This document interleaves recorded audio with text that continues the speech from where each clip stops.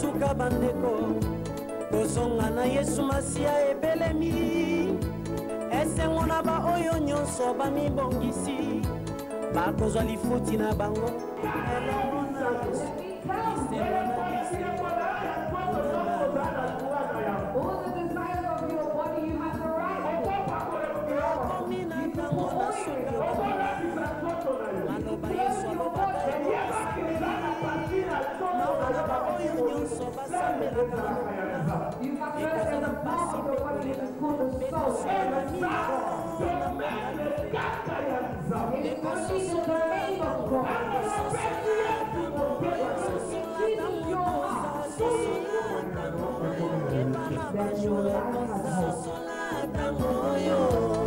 Satana yebieke kosonga na Yesu esi ekoki akomi kosala nyonso po abengwisa bana na Nzambe akotisi distraction pe aveuglement kati na bandimi na nkolo makambo mabe etondi na kati na bandimi na nkolo songi pe bokabwani pe kopona na kowelana bato balingise bamateya ekosepelisa bango soki otei kopambolama wana nde basepeli otei bango ba miracle balobi oteyaka malamu kasi soki otei ndeko tika nde masumu wana balobi oye na mateya ya condamnation otei bomimi tika kindoki monela tokoki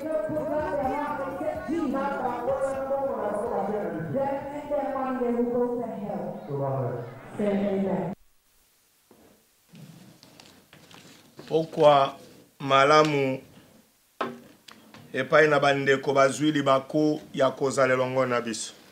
Good evening to those who are privileged to be with us. Nzambe aza malamu. God is good. Nzambe abongi na nkembo. God deserves glory. Nzambe abongi na masanzoli. God deserves praises. Soki toza oyo toza lelo yango eza mosala ya maboko ya Nzambe na bomoi. If we are where we are today, it is the works of the living God's hands. Obateli malamu abateli biso. We have been protected by the good shepherd. Obateli malamu asali biso faveur tozala oyo tozalel. The good shepherd has allowed us to be where we are today. Obateli malamu apesi biso mokolo ya lelo lokola likabo. Voilà pourquoi toza na bomoi. The good shepherd has given us today as a gift. That's why we are alive. Mais réalité zake ba nyonso bazwaki mokolo ya lelo lokola likabo bazana bomoi te. The reality is all those who are given this day as a gift, they are no longer alive. Na lingina limbola boy. I would like to explain. Tolamukaki na bango na ntongo. We woke up with them in the morning. Babimaki ndenge biso tobimi. They went out like you and I did. Basalaki bakurso oyo ngai na yo tosali. They went into their business like you and I have Bazalaki undertaken. na elikia ya kozonga na ndako. They had a hope to go back home. Mais bazongi te. Unfortunately, they didn't go back home. Soki ngai na yo toza na bomoi eza effort na biso te. If you and I were still alive, it is none of our strength. Kubosana te bolamu ya Nzambe. Forget not the goodness of God. Kubosana te ngolu ya Nzambe na bomoi na yo. Don't forget the grace of God in your life. Kubosana te faveur ya Nzambe likolo na bomoi na yo. Don't forget the grace of God in your life. Voilà pourquoi moto na bomoi ozana devoir ya kotonda Nzambe chaque jour. That's why as a living being, you're obligated to thank God on a daily basis. Oui, tonda ka Nzambe. Do give thanks to God. Soki olamuki tonda Nzambe. Once you wake up, you need to be thankful to God. Soki obimaki ozongi na ndako tonda Nzambe. If you went out and goes back home, thank God. Okendeki mosala ozongi tonda Nzambe. You went to your job or working place, you back home, thank God. Zambi bomoi tozana yango ezali kabo ya Nzambe. For the life that we have got is a gift of God. Bomoi tozana yango eza musala ya maboko ya Nzambe. The life that we have got is the works of the living God's hand. E moto na bomoi As a living being, ozana devoir ya kotire attention ete ozwa nkembo ya Nzambe te. you have got the obligation not to take the glory of God. Nzambe zwa nkembo. God, receive your glory. Nzambe zwa lokumu. Receive your honor. Nzambe zwa masanzoli. Receive the praises. Zambi mosusu lokola yo azalite. For there is no other God like you. Oza le seul roi. You are the only king. Oza le seul roi. You are the sole king. Toza rekonesa na bolamu na yo. We are so thankful to your goodness. Sika nkembo lokumu masanzoli ezonga na mboka na yo na bula. May glory, honor, praises return to your holy city. Na kombo ya Yesu Kristo ya Nazareth. In the name of Jesus Christ of Nazareth. Boye bazwi libaku ya kolanda biso mpokwa ya lelo. Those who are privileged to follow us this evening, benga ndeko na yo loba na yete mongongo na mungangi kati na lisobe alingi kokabola bola. call your relative, tell them the voice of the screamer, the witness is about to share the goodness of God. Esika nyonso yo ozwami. Wherever you might be, Ozwi biso na nzela ya Facebook. you are following us through Facebook. To na nzela ya bitando na television na ona ndako. Either you are live on Faithful TV at home, Benga ndeko na loba yete mongongo na mungangi kati na lisobe alingi kokabola bola mu ya nzambe. call your friends and tell them that the voice of the screamer, the witness is about to share the goodness of God. Oui. Yes. Zambi yango nde totindami na mokili. This is our calling in this world. Ete to sala bola mu butu na moi zambi libonza na yango ezali liboso na nzambe na bomo. We need to do good on a daily basis, for there is a reward coming from the living God. Tika na pesa communique. Let us go through our notices. Communique ezali ete chaque vendredi de 20h à 21h tozalaka liboso na bitando na bino na Faith World TV sika boza kolanda biso. Every Friday we are live on Faithful TV from 8 to 9 p.m. as you are following us now. Et chaque lundi pe mercredi tozalaka na RMTV. Every Mondays and Wednesdays we are live on Resurrection Ministry TV. Baye baza na Facebook baza na capacité ya kolanda biso. Those who have got the Facebook of the men of God, you can follow us. Tozana club les amis de Jésus. We have got Clear Friend of Jesus. Ezali sanga ya bayenge beni tobondelaka 5h à 6h, 21h à 22h. It's the gathering of the saints whereby we pray from 5 to 6 and 9 to 10 p.m. Lundi jusqu'à vendredi. From Monday on to Friday. Totombeli yo boye malam. You are more than welcome. Zambi bolamu ya nzambe motote akoki kosomba yango na mbongo. The goodness of God cannot bought by any money. O se connecte okozala témoin na bomoi na yo. Be connected, then you are going to be your own testimony. Réunion ya ba maman ezalobi. Tomorrow the mothers will be gathering. Oui, de 14h à 18h. From 2 to 6 p.m. Tokotika te ko sere trône ya nzambe tant que trompette beti na note. We won't leave the throne of God as long as the trumpet has not sounded as yet. Tika totanga Bibili. Let us read the Bible Tokabola bolamu ya pokwa ya leo. to share this evening goodness. Matthieu chapitre 9 verset 21 à 22. Book of Matthew chapter 9 verse 21 to 22. Totangi na kombo na Yesu. We'll read in the name of Jesus. Zambi alobi kati na ye mpenza ete soko na koma mabobele elamba na ye na kobika. Verset 22. Yesu abongwani pe amoni ye. Alobi na ete mwana mwasi yoka esengo. Kondima na yo esili kobikisa yo. Mwasi abiki longwa na ntango yango. Verse 21. For she said to herself, if only I may touch his garment, I shall be made well. 22. But Jesus turned around, and when he saw her, he said, be of good cheer, daughter. Your faith has made you well. And the woman was made well from that hour. Mokanda ya Lévitique chapitre 15 verset 25. Leviticus chapter 15 verse 21. Elobi boy. It says this. Tokoko matina verset 27. We'll go down to verse 27. Soko mwasi azali na litanga na makila mpona mikolo mingi na ntango emoni ye sanza te. Donc makila oyo ekomeli ye en dehors ya ba norme ya ba periode na ye. That blood will come beside a period.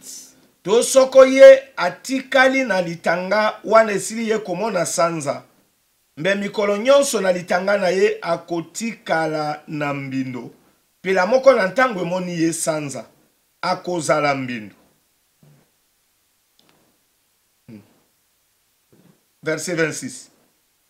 Mbeto nyonso ekolala ye na yango mikolo nyonso na litanga na ye ikozala mpo na ye lokola mbeto na mbindo na ye, mpe biloko nyonso bikofanda ye na yango bikozala mbindo lokola mbindo na komona na sanza. Verset 27.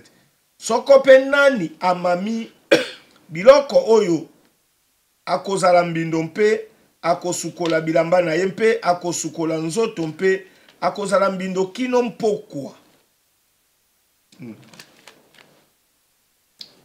Leviticus 15:23-27. It says,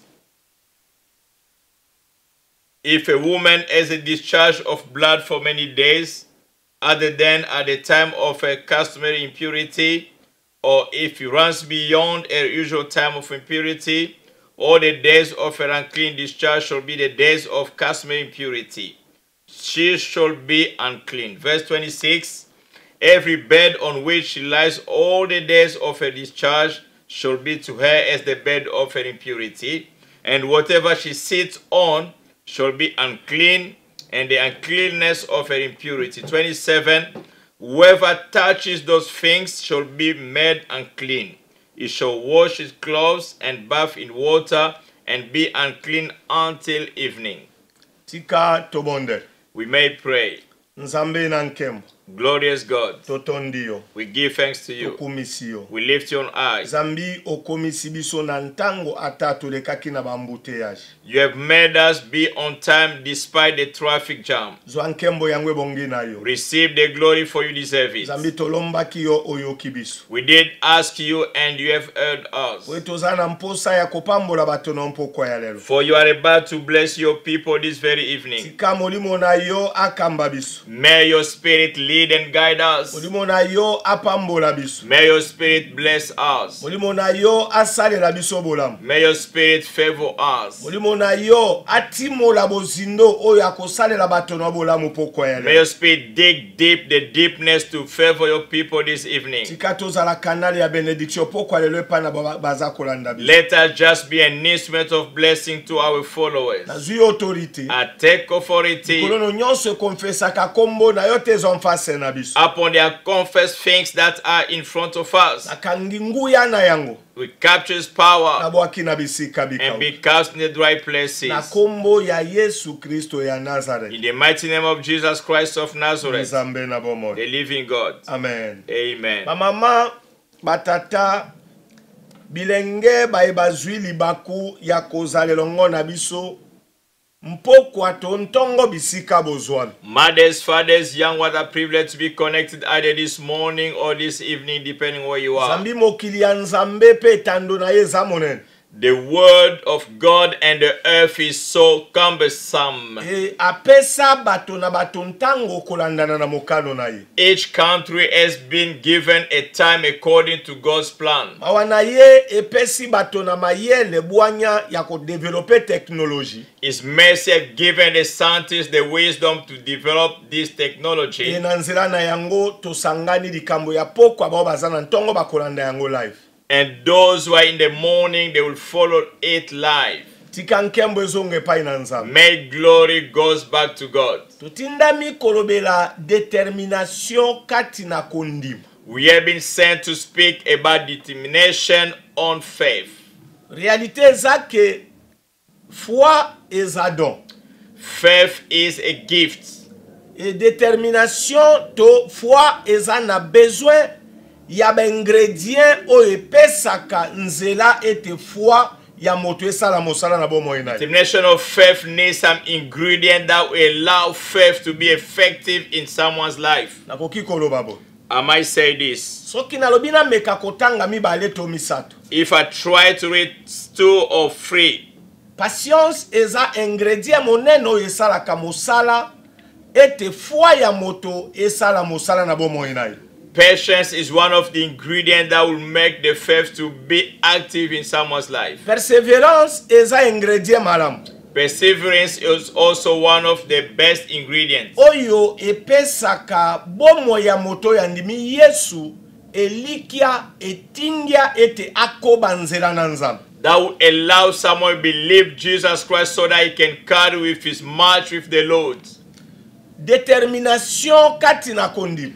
Resolution in faith. Eza ingredient oyo esungaka moto atelema ferme kati na kondima na ye ete azonga simate. This is an ingredient that will make you steadfast so that you cannot go backward. Pourquoi Nzambe apesi biso liloba oyo pokwa ya lelo? Why God has given us this word this very evening. Zambi posa ya Nzambe ezali ete bato bazala determiné na foi na bango. God's desire is people to be resolute in their faith. Et détermination kati na foi eza très important pour na bomo ya moto. That resolve in faith is very important in someone's life. Pona nini? Why? Nzambe agisaka moto ayebite. When God will act, nobody is aware of it. Jour Nzambe akani koyanola likambo ya moto, moto ayebite. The day by which God is about to answer someone, nobody knows it. Na lulenge mosusu na koloba. In a different way, I might say, epai na ba mosusu okoki kosenga Nzambe lelo.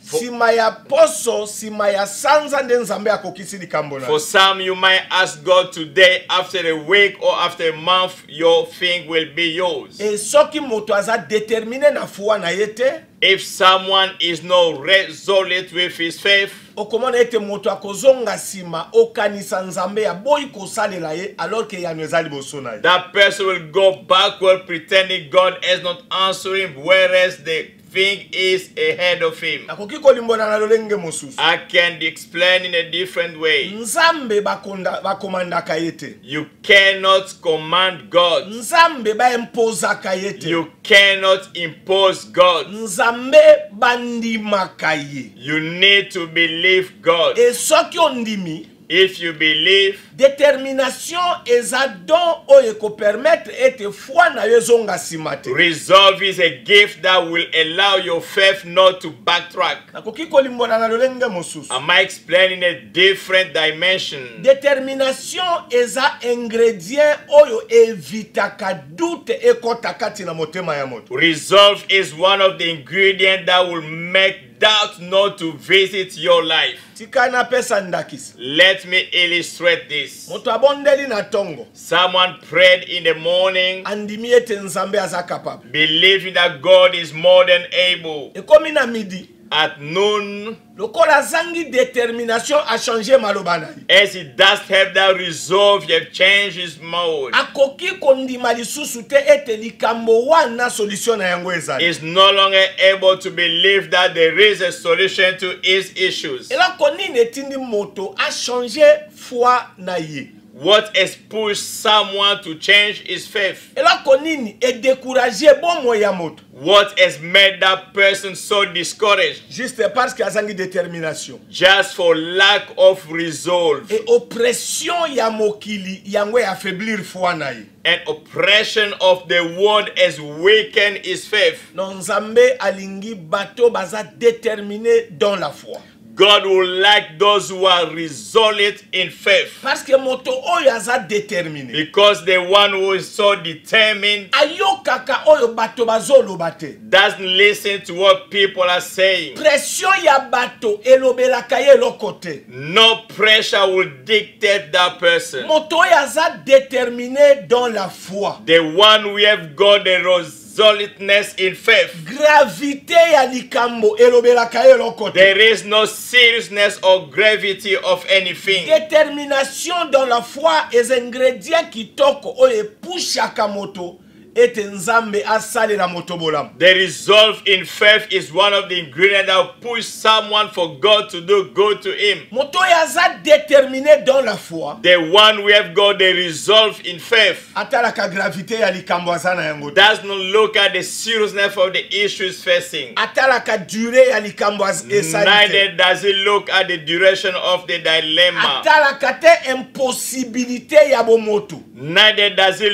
look at the impossibility of a mankind. Parce que détermination ya foi na yo Because the resolve of your faith emiti akalikolo ya mokili. will push yourself upon the world. Ezalaka au-delà ya makanisi ya bato. It will be beyond anyone thinking. Soki moto aza déterminé kati na kondima na ye. If someone is resolved into his faith, Nazoloba no meme makambo nzambe alingai kosalela ote akosalela oyango. even things that God wasn't able to do for you, he will accomplish it. Oui, Bible The Bible elakisi biso comment nzambe a fonctionna na baoyo batambola liboso na biso. The Bible has shown us how those people operate, those who came before us. Biblia etalisi biso comment bo batambola na nzambe bazwa biyano na bango. The Bible has shown us how these people operate with God and they receive their answers. E kati na bo bamonda makambo ya ndenge na ndenge. Amongst those who have seen so many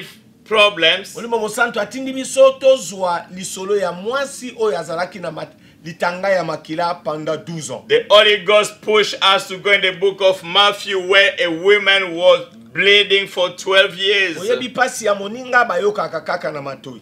The suffering of anyone, you can only listen from your own Mais ears. réalité eza moko. There is only one reality. Ete mama oyo a souffra sérieusement pendant 12 ans. This woman suffered seriously for 12 years. Et Bible etalisi biso. And the Bible is showing us Ete gravité ya pasi na ye na mokili moto ya kobikisa yango azalaki te. the gravity of a dilemma. Nobody was able to cure it. Niveau oyo pasi ekomaki. The level by which this suffering attained, Niveau oyo mabe elekaki na nzoto ya mama wana. the level of the wickedness in that woman's body, Minganga basala tu oyo bakokaki kosala me mayele na bango esukaki. doctors endeavor to do whatever they could, but they faced the dead hand of the knowledge. Mama oyo a dépensa mbongo. This mother spent a lot of money. Ba konsulta ye na minganga ya na ba minganga ya ndenge na She ndenge. was consulted by so many doctors. Mais azwa solution te. Unfortunately, there was no exit for that issue. 12 ans ya souffrance ya kozala séparé na bato. She had been subject to bleeding for 12 years separated with people. 12 ans ya kozanga affection na bao ya zalaka na bango. 12 years of lack of affection to people who were before around him. Pendant 12 ans, For 12 years, mwaso ya zalaki ya meziri ya kopesa moto mbote te. she couldn't even greet anyone. Non, No, azalaki na droit te. she didn't have no rights. Réalité eza ke même soki bato bamoni ye bakoki ko approcher ye te. Even when people sees him, they cannot go near her. 12 ans 12 years. ya kozanga kozala ensemble na bato. 12 years of not mingling with people. Nani akokaki ko visiter mama oyo? Who could have visited this woman Na ndako na ye in a house? oza mesure même pas ya kosimba poignée ya porte. You cannot even touch the gun of the door. Quelle souffrance. What type of suffering? Na lolenge mosusu na koloba boy. Another way I would say, Vie spirituelle ya mama oyo ezalaki affectée. spiritual life of this woman was so affected. Vie physique ezalaki affectée. Same way with the physical life. Bénédiction ya mama oyo ezalaki affectée. The blessing of this woman was also affected. Parce que moto te akokaki kozwa meme na mosala. Because nobody could even employ her. Nani akuangaje mama oyo? Who would ever employ this woman? 12 ans ya pasi. 12 years of suffering. Pe moto ya kosunga ye azalaki te. No one could come to a rescue. 12 ans ya kozanga kokabola kopo elongo na bato. 12 years of not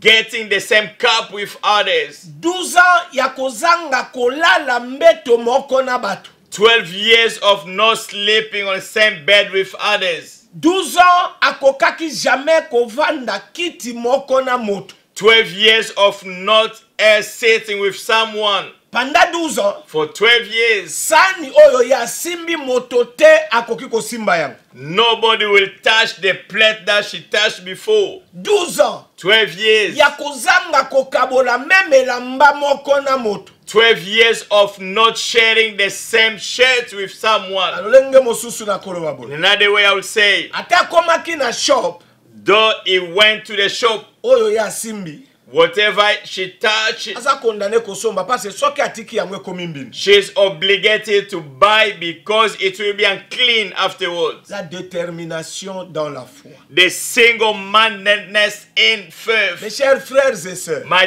dear brothers and sisters, biyano ya nzambe eza à la portée de tout le monde. the answers of God is available to each one of us. Biyano ya nzambe eza à la portée ya humanité tout entière. God's answers is for the whole humanity. Miracle ya nzambe God's miracles eza à la portée ya moto nyonso selon détermination ya foi na yo. are given to everyone according to the resolve of your faith. Parce que moto nyonso aza déterminé na foi, For anyone who is resolved in his faith, nzambe aboyelaka eloko te. God will never ever deny that person anything. Nzambe ayanolaka moto wana vouloir ou pas. God will answer that person like it or not. Na lolenge mosusu na koloba boye. In another way, I would say, Détermination ya moto kati na kondima oyo nzambe apesi ye. the resolve of the faith that God has given to anyone Echangeaka badone ya moto. will change that person's data, Echangeaka vie ya moto. will change that person's life, Et transformaka même millier moto azali. will transform the area that person is. Et malgré pasi mama oyo azalaki na yango, Despite the suffering this woman went through, malgré souffrance ya temps ebele oyo ye avivaki na yango, regardless the time it took this lady bleeding, mama oyo azalaki déterminé na foi na ye. this mother was so resolute in her faith, Andimaki. believing. Andimaki na motema na He ye. did believe in her heart. Et azalaki déterminé parce que avant alongwa na ndako na ye, alobaki liloba ete soki kaka na simbi elamba na Yesu ngai nakobika. She was resolved before stepping out of her house, saying that if I can touch the garment, I should be made well. Liloba wana nde talisi biso détermination azalaki na yango. That word is showing us how resolved she was. Mwasi oyo azalaki déterminé na foi na ye. This woman was so determined in her faith. Soki kaka If na touche elamba na Yesu ngai nakobika. only I touch the garment of Jesus Christ, I will be made whole. Détermination ya mwasi oyo That resolve of this woman, abosanaki kasi asali 12 ans na malade. he forgot that he was bleeding for 12 years. Détermination na ye And resolve atalaki durée ya malade azalaki na yango. didn't take into account the duration of her sickness. Détermination ya foi azalaki na yango. The resolve of the faith that she had Atalaki jamais gravité ya situation azalaki na yango. didn't look at the seriousness of the issue that she had. Détermination ya foi ya mwasi oyo The resolve of the faith of this woman ebrisaki balimite nyonso oyo loi ya Moïse elobaki likolo na mwasi oyo azala na makila. broke all the boundaries by which the laws of Moses was with the bleeding woman. Détermination ya mwasi oyo The resolve of this woman atalaki impurité na yete. didn't look how unclean she was. Détermination ya mwasi The oyo resolve of this woman atalaki incapacité ya bato te lolenge balembaki kobikisa ye na mokili. didn't look at the inability of the people not being able to kill her. Parce que ayebaki ete mayele ya minganga esuki. For she knew that the knowledge of a doctor has got a hand. Ayebaki eloko moko She knew one thing. ete ndenge naza As I am, eloko eza te, there is nothing else. solution eza There te. is no solution. Mpo na baminganga na kokufa na lolenge oyo For nazali. the doctors, I will die with my states. Pendant 12 ans. For 12 years. 12 ans ya passe. 12 years of difficulties. Akopesa moto mbote She te. cannot greet anyone. Mais tango azwi foi,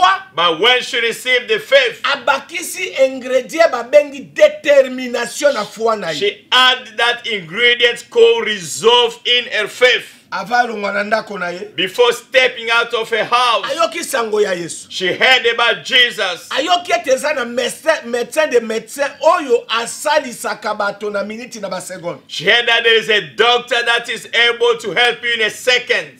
La détermination dans la foi. The resolve in the faith. Eza na bato ebele. There are so many people, Bandima Yesu. they believe Jesus. Bandima kake Nzambe akosalela bango likambo songolo. They believe that God can do something to them. Tellement duré e umeli. As it took so long, Mikolo ekei ebele. days have gone past. Okomona moto alongoli eliki ete a solution eza te na likambo. Someone become so hopeless that there is no solution to my Non, issue. il faut ajouter détermination na motema na ondima ke Nzambe akorépondre. You must add that resolve, believing that God will end up answering. Pona nini? Why? Nzambe aonoraka foi. God will honor faith. Nzambe God aonoraka bato baza déterminé dans la foi. God will honor those who are so resolute in faith. Parce que moto yaza déterminé dans la foi. Because the one who have got the resolve in faith Achangeaka pensée na yete. will not change his thinking. Aza ko croire butu na moi ke Nzambe akosala. Believing day and night that God will work. Nzambe akoyanola. God will answer. Lokola nano na kufite. As I'm not dead yet, Nazo croire ke Nzambe akoloba. I believe God will speak. Lokola nano trompete betite. As the trumpet hasn't sounded yet, Likambo na nga Nzambe akoyanola. my issue will be answered by God. C'est ça.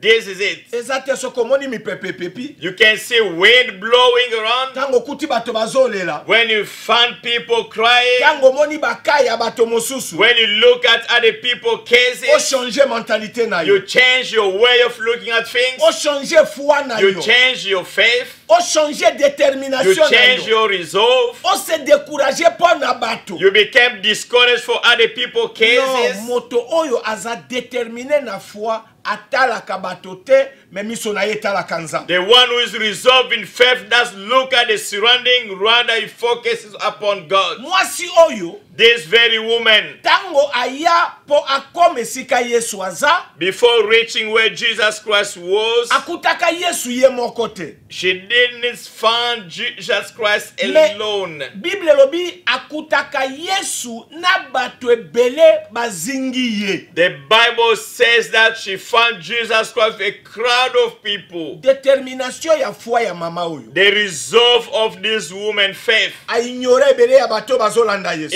ignoring the crowd of people surrounding Jesus. Atia même pas bangoka. She didn't even pay attention to them Parce que azalaki déterminé que seul Yesu akobikisa ye. because she was firm that only Jesus Christ will make him well. Attention na nyonso atiraki yango vers Yesu. Her focus was upon Jesus. Bible na ngai elobi My Bible tells mama me oyo alobi na motema na ye soki kaka na touche elamba ya Yesu nakobika. this woman said in her heart, only if I touch the garment of his cloth, I will be made well. Nalingi napusa makanisi no mosi. I would like to deepen your faith. Yesu aya na ndako ya mwasi wana te. Jesus Christ didn't come to the house of this lady, Mais mwasi wana akende vers Yesu. but this woman went towards Jesus. Mwasi wana atelema akende vers Yesu. This woman stood up and went towards Jesus. Détermination The resolve epermetaka moto arracher réponse na ye pa ina Nzambe. will allow someone to snatch his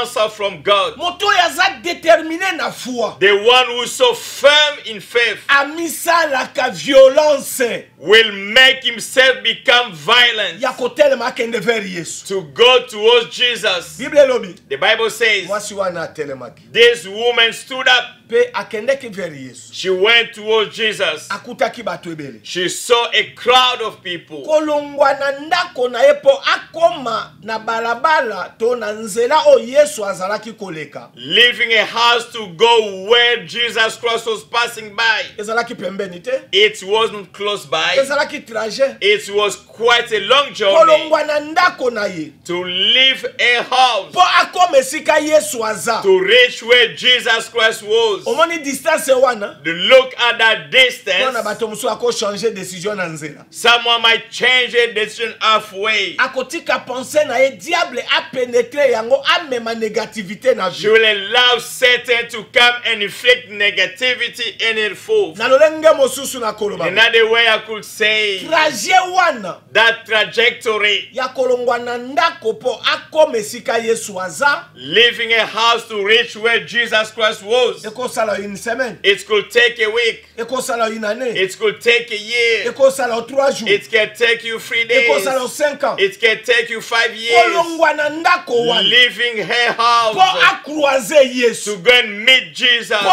azwe yano ya na to maboko ya receive Yesu. the answer from Jesus. Ekosala 6 mois. It could take a 6 months. Malgré durée, Despite that duration, malgré distance, in spite the oyo distance Yesu azalaki. that Jesus were, Mwasi wana changea détermination ya foi na yete. this woman didn't change the firmness of her faith. Malgré akute bele ya bato bazingi Yesu. Regardless the crowd surrounding Jesus, Changea makanisi ya mwasi didn't wana. change the mentality of that woman. Ayebaki eloko moko.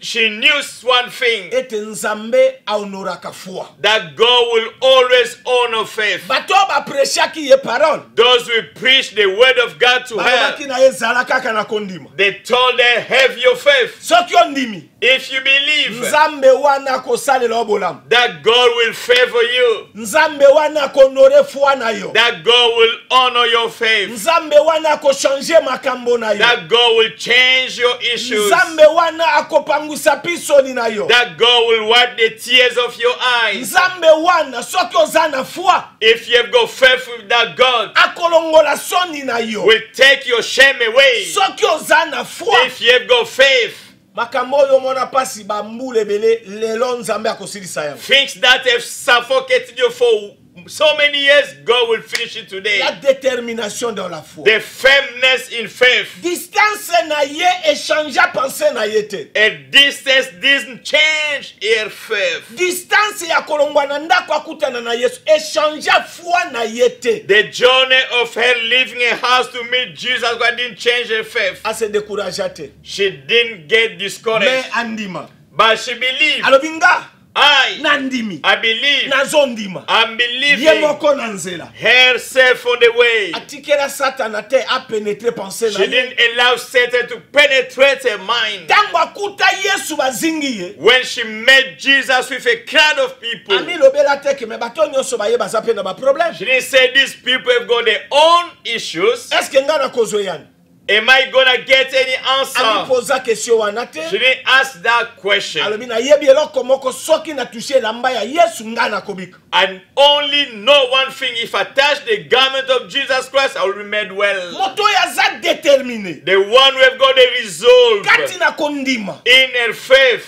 Molimo na ye ekomaka na force au-delà ya nzoto ya bomoto. A spirit will be so strong more than his body. Soki molimo na ye ekomi na force wana, If your spirit attain that strength, ekomi sur na makambo ya foi wana, you become so sure about the faith. nzoto na ye kolela te. Your body won't cry. Nzoto na ye ko se décourager Your te. flesh won't be discouraged. Nzoto na ye kolata susi Your te. flesh will not carry an Maya anxiety. miso na ye kotanga te. The tears from your eyes will never come out. Parce que yebi vouloir upa nzambe akoloba. For you know, like or not, God will end up speaking. Bible na ndelobi. My Bible tells me Mwasi atalaki ebele ya bato te. this woman didn't look at the crowd. Akoti kati na bato. She went among the crowd. Akoti kati She na bato. went among the crowd. Bato bakangi Yesu. People blocked Jesus. Bato bazotindika People Yesu. were tricking Jesus. Me mwasi wana But this woman, alobi ata bozingi she ye said, though you are crowding naza na Jesus, besoin elamba na I ye. need to touch a garment. Soki nasimbi elamba na ye If nga only I nakomi. can touch his garments, I'll be made well. La détermination. The resolve.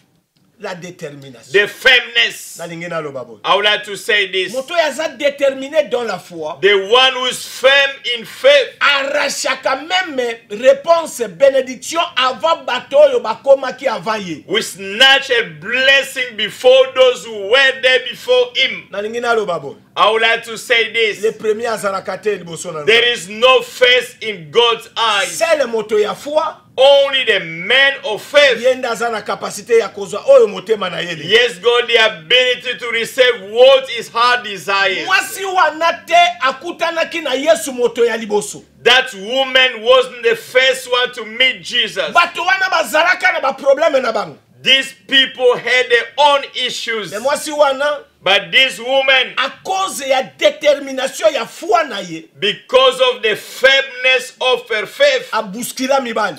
changed and moved others. Abuskila ebele ya batu. He moved so many people. Pe asimbi elamba ya And he Yesu. touched the garment of Jesus. Moto yaza déterminé na foi. The one who is so resolute with faith Atelemisaka nzambe. will make God stationary. Bible lobi Yesu atelemi. The Bible said Jesus Christ stood up. Alobi nani asimbinga. Who have touched Nani me? asimbinga. Who has touched me? Mu détermination dans la foi. The resolve in faith Etushaka nzambe. will touch God. Etushaka Will trone ya touch the nzambe. throne of God. Ata bato bazoseka yo. Though people are laughing at you, Olobi nga nazo croire vouloir upa nzambe akoyanola. I believe, like it or not, God will end up answering. Moto yaza déterminé na foi. The one who have got the resolve in faith Atalaka environnement yaza te. doesn't look at the vicinity of where she is. Crise économique elobelaka ye lokote. Credit crunch has got no business with that person. Situation ya mboka elobelaka ye rien The du tout. country situation is so meaningless. Parce que ayebi ke nzambe yaza. For he knows that God is. Moto yaza déterminé na foi. The one who have got a steadfastness in faith. Ayebi ete nzambe aza multi-système. He knows that we are serving a multi-system God. Ayebi ete nzambe afonctionnaka même esika bato bakoki kofonctionner He te. knows that God will operate where people are not able to function. Moto yaza déterminé na foi. The one who is so resolute in faith. Ayebi ete nzambe alukaka solution te. He knows that God doesn't seek any solution. Yende solution. He's the solution. Même esika bato bakosala te ya kosala. Even where people cannot do, God is more than able to act. Yesu atelemi. Jesus stood up. Alobi nani asimbi. He asked, who has touched Nani me? asimbinga? Who has touched me? Suka na nyonso mwasi amimonisa. In the end, the woman revealed herself. Yesu alobi zala na esengo mwasi. Jesus Christ said, be of good cheer, woman. Kondima na ye bikisi. Your faith has made you well. Lilobo etali ngai na yo ndeko ozolanda biso. This word concern you are following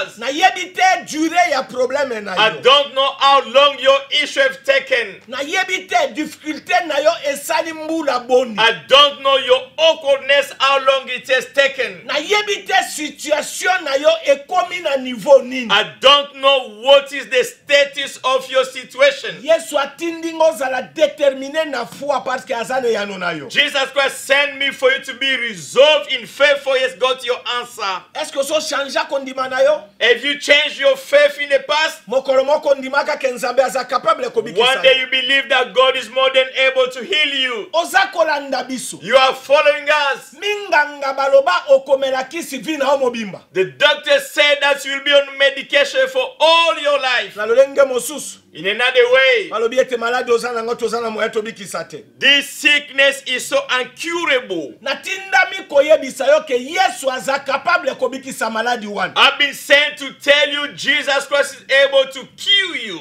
Yesu aza na bezo simbela mbana ye. Jesus Christ is asking you to touch his garment. Elamba yango nde liloba ozo yoka. The garment is the word you are listening to. Ndima yango. Believe in it. Parce que pa ina nzambe makambo nyonso ekoki kosalema. For in God everything is possible. Nzambe God alembaka likambo te. will never lack any answer.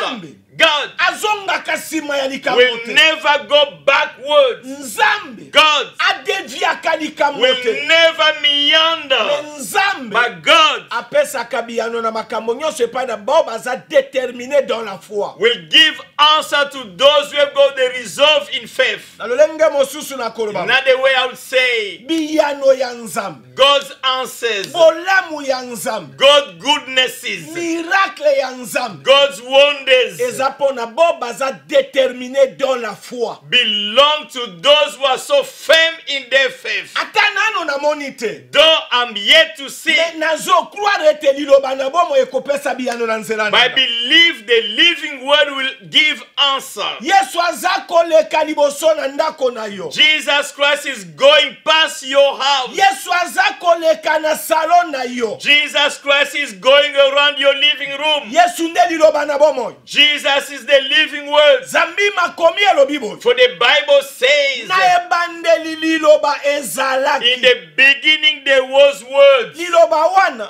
That same word ezalaki mboka na nzambe. was the word of God. Liloba wana That word nde Yesu Masiya. is Jesus Christ. Soki ondimi liloba, If you believe the words, soki osimbi liloba, if you touch the words, soki oza déterminé na liloba, if you are so resolved in the word, pokwa ya lelo nzambe akochanger kolela na ona esengo. this evening God will change your Christ into smile. Yesu alobaki na mwasi oyo, Jesus said to this very woman, zala na esengo. be of good cheer, Sepela. daughter, rejoice. Tan ya kolela esili. The time of crying is over. Parce que oza déterminé na foi na yo. Because you are so resolved in your faith. Tika kotala gravité ya likama. Don't look at the seriousness of your issues. Bosana makambo minganga baloba na yo. Forget what the doctors told you. Mendima, Believe. ndima. Just believe. Na yebi eto tamboli distance molai pokutana na Yesu pokwa ya I leo. believe that you have gone on a long journey to meet Jesus Christ this evening. Rwalo bina yebisa yo. The king told me to tell you, Ngonga lilobezo sakolama ebele ya bato bazingi trone ya nzambe. as the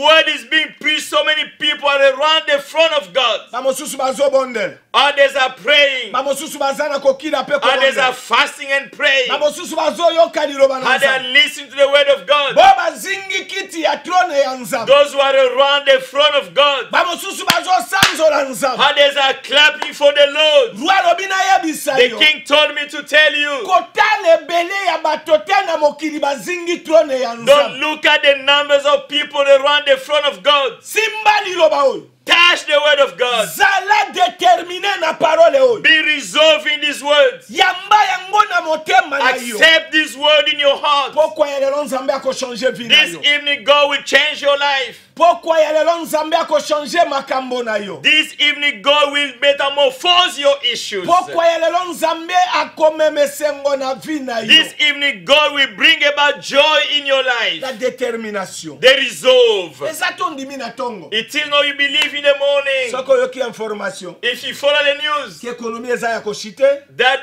there's credit crunch, Olobi, hey, you say, oh, vie oyo. this life. Mais ondimaka ke nzambe aza capable kosala milliardaire. But you believe that God is able to make you a billionaire. Alolenga mosusu na koloba. In another way, I will say, Moto yaza déterminé dans la foi. the one who have got the resolve in faith Avivaka na ekonomi ya mokilite. doesn't live by the God, by this world economy. Avivaka te pona ba hopito ya mokili. Doesn't live by the hospitals in this world. Moto yaza déterminé na foi. The one who is firm in her faith Azuaka guérison na hopito ya royaume des will cieux. receive the healing from the heavenly hospitals. Sala mwasi oyo. Look at this woman. Amoni pasi na mokili. She suffered a lot. Tango alongwe ko vivre selo ba hopito ya mokili. When she stepped aside around the hospital of this world, Tango azwi détermination ya foi na motema na ye. when she received the resolutiveness of faith in her heart, Tango andimi ke Yesu aza capable kobikisa ye. when she believed that Jesus Christ is able to heal her, Nde periode oyo alongwaki na hopito ya mokili. that the era that she stepped outside this world Nde hospital, periode oyo akotaki na hopito ya royaume.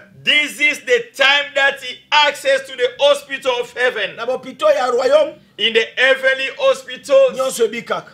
everything will be made na whole. bopito ya royaume. In the heavenly hospitals, Meme malado minganga babikisaka te na royaume ya Nzambe bikaka. even the incurable disease are curable in the heavenly hospitals. Voilà pourquoi Yesu alobaki. That's what Jesus Christ said. Alobi wana ekokende bino bosakola ete sango malamu ya bokonzi na Nzambe belemeli bino. As you are going to go preach that the kingdom of God is near. Alobi bobikisa babeli.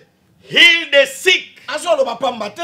Is not saying Parce aimlessly. que ayebi ete aza le seul roi médecin par excellence. For he knew that is the only king, the better doctor. Oza kolanda biso. You are following us. Douleur nini ezosala yo. What pain is around your body? Mokili baseki yo. This world is laughing at you. Mokili batioli yo. This world is despising you. Mokili babengi yo toza impire pona This bango. world is calling you as unclean for them. Lwatindinga na yebisa The yo. king sent me to tell you. Touche liloba na ye. Touch his words. Touche liloba na ye. Touch his words. Soki otimbi liloba oyo pokwa ya If lelo. you touch this word this evening, Nazoloba na makambo oyo minganga basala te Nzambe akosalela oyo yango I'm pokwa ya lelo. telling you, people, what the doctor couldn't do, God is able to do it this Mwasi oyo evening. andimaki. This woman believed. Mwasi oyo andimaki. This lady La believed. détermination. They resolve. Eza tokuti bato. It is not you meet Tanga people. buskile yo. When they move you, Alonga kuna. go there. Awa. Here. Ngai nakosambele sute. I cannot pray here anymore. No. Oyeli bango te. You didn't come for them. Oyeli bato yo te. You didn't come for these people. Yela Yesu. Come for Jesus. Sala lokola mwasi oyo atangi makila pendant 12 ans. Be like this woman was bleeding for 12 years. Tango aya mona bato.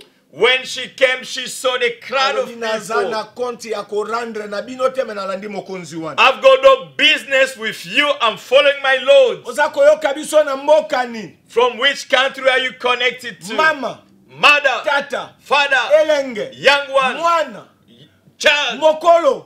older. Ozwili baku ya koyoka biso. You are privileged to listen to us. Yesu aza koloba na yo. Jesus is talking to you. Yesu aza koyebisa yo. Jesus is telling you. Ndima na motema na yo ete ye aza capable ko résoudre likambo na yo. Believe in your heart that is able to resolve your issue. Kota la gravité ya likambo na yo. Don't look how serious your issue Oyo is. toza na ye kombo na multi system. The one we have got is a multi-system working God. Nzambe ayebi ete oso tamboli nzela molai. God knows that you have gone through a long Nzambe ayebi distance. ete oso tamboli distance molai. God knows that you have got into a long journey. Tango mosusu ozalaki affaibli po mikolo eumeli. Perhaps you have been made weak for that long Yesu duration. alobi zala déterminé na foi parce que yano na yo ezali. Jesus Christ is asking you to be resolved in your faith, for your answer is Nalingi na somewhere. bondela. I would like to pray. Nalingi na bondela pona ndeko. I would like to pray for one brethren. Yesu asengi yo ndima. Jesus wants you to have that faith. Yamba liloba oyo. Receive these words. Aza elongo na biso akosalela bolamu. Is with us is going to favor you. Tika to bondela. Let us pray. Oza malade. You are sick. Simba esiko zoyo kapasi. Touch where is aching. Oza na problème elekela bomoto na yo. You have got an issue beyond your knowledge. Ndima kaka kondima. Just believe. Peu importe gravité ya likambo. Regardless the complexity of your issue. Oza na besoin ya bénédiction. You need a blessing. Ndima kaka. Just believe. Ngai nalingi na bondela. I would like to pray. Tika to bondela. We may pray now. Seigneur de gloire. Lord of glory, Dieu d'Abraham. God of Abraham, Dieu d'Israël. God of Israel, Na kombo ya Yesu Kristo ya Nazareth. in the mighty name of Jesus Christ of Nazareth, Na déclaré guérison epa na bo nyonso balandi biso pe bakolanda video sima na yango. I declare and decree healing to those who are following us and those who will follow us in the future. Na kombo ya Yesu Kristo ya Nazareth. In the name of Jesus Christ of Nazareth, Peu importe gravité ya problème. regardless the complexity of the issue, Peu importe oyo minganga baganga baloba na bana na yo. In spite of what the doctor have told your children. Détruit puissance satanique ya malade. I destroy satanic power of sickness. Na kombo ya Yesu Kristo ya Nazareth. In the name of Jesus Christ of Nazareth. Na déclarer solution di corona ba problème etungisi bomo ya bana na yo. I declare solution to the issue that have tormented the life of your children. Makambo elembisi bango. Things that have weakened them. Nzambe me puissante na yo sembola mapokwa ya lelo. May you stretch forth your mighty hand this evening. Pona kopese sengwe pa na bo bazanga ki esem. To give joy to those who lacked one. Pona kopesa ponge pa na bo bazanga ki pongi. To give sleep to those who are suffering by insomnia. Na déclarer bénédiction du coronavirus ya bana na yo. I declare and decree blessing upon the life of your children. Ka esprit ya pauvreté qui te bomo ya bana na yo. May the spirit of poverty dissipate from the life of your children. Yo molimo mabe ya mari de nuit. You evil spirit of hours and spirits. Na kombo ya Yesu Kristo ya In Nazareth. the name of Jesus Christ of Nazareth. Kangi nguya na I yo. capture your power. Na pikoli misisa na I yo. uproot you. Na bwaki yo na bisika And be cast in the dry places. Merci tata. Thank you, Father. Pona yo ko délivrer bana na yo pokwa ya. For you setting your children free this evening. Na kombo ya Yesu Kristo ya In Nazareth. the name of Jesus Christ of Nazareth. Nzambe na bomoy. The living God. Amen. Amen. Libota na nzambe. People of God. Lelo ezalaki mokolo oyo nzambe adesidaki kopesa esengo na bo balandi biso. This was was the day God decided to give joy to those who did follow us and those going to follow in the future. Kabolela ndeko na yo. Share it with your people. Kabolela ye alanda lilobo oyo lobi kweza kati na yango nzambe akosalela ebola. Let him follow this word. There is salvation. God will favor him. Tika nzambe na nkembo. May the God of glory apambola bo balanda kibiso. Bless our followers. Tika nzambe na nkembo. May the God of glory apambola ministère ya resurrection. Bless Resurrection Ministry. Tika nzambe na nkembo. May the God of glory apambola club les amis de Jésus. Bless Claire, friend of Jesus. Tika nzambe na nkembo. May the God of glory apambola bo nyonso bazako sunga espace oyo na misolo na bango. Bless those who are supporting this TV ministry with their finances. Ndeko tiela biso numéro ya compte bao balingi kosunga basunga biso. Would you please list the account number be on the screen for those who are going to help us to do Yesu so? azongi te. If Jesus failed to return, ngai na bino tokutani vendredi na meme chaîne meme heure. You and I we should meet on Friday, same channel, same time. Soki Yesu azongi kokamata bayenge benina. If Jesus come to call in the righteous people, biso na bino tokutani na paradis. You and I we should meet in paradise. Oyo ezalaki mongongo ya mongangi kati na lisobe. This was the voice of the screamer in the wilderness. Nzambe apambola moko na moko. May God bless everyone. Bye bye. Kosonga na Yesu Masia ebelemi esengo na ba oyo nyonso bamibongisi bakozwa lifuti na bango elongo na Yesu